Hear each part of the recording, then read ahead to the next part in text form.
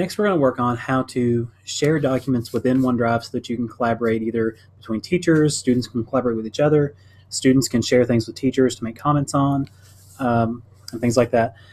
The process is pretty basic, whichever way you're going to go, whether it's students sharing with teachers or vice versa.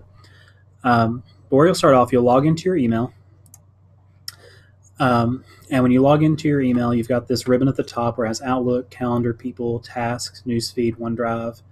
We're going to go to OneDrive. Inside of OneDrive, we have all these options for creating new files, uploading files, syncing files between OneDrive and your computer. If you're in class, you're making an assignment and you want students to collaborate on that assignment, probably the best thing to do would be to have them create a new document. And you can just have, within a group that's collaborating, just have one student create the new document. And for what we're going to work on, we'll do a Word document. They can do any of these options, though, PowerPoints, notebooks, Excel, and they can all be shared the same way. So we'll go to Word document, and when it creates our new Word document, we will give it a title.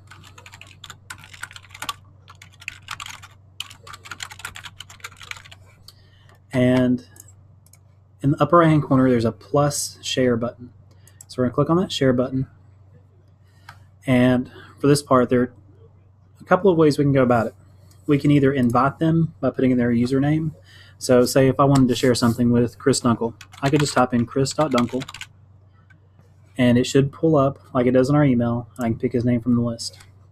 If I want to pick a student, say I want to share something, I can put their username in, and it may say no results found.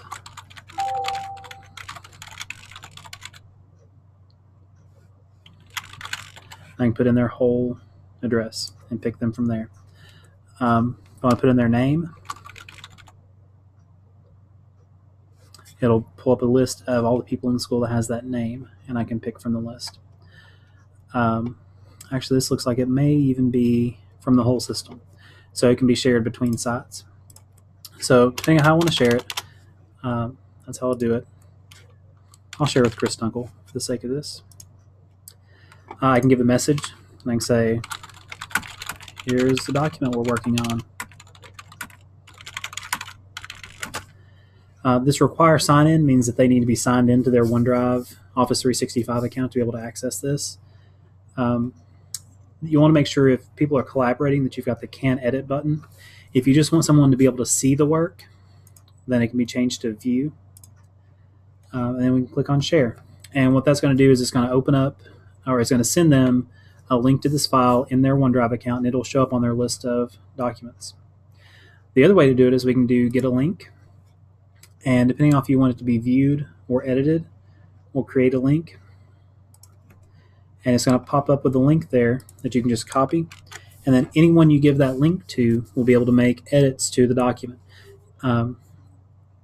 They don't have to be signed into OneDrive. So if you're doing something and you've got a wide range of people, say you want the whole class working on it at once, that's probably the easiest way to do it. Just make a link to that page on your Blackboard or on your school website, and anyone that clicks on the link can make edits to that document. If you want to double check and see who you've shared with, you can click on the Shared With button, and it'll pop up with a list of anyone that's got access to your document.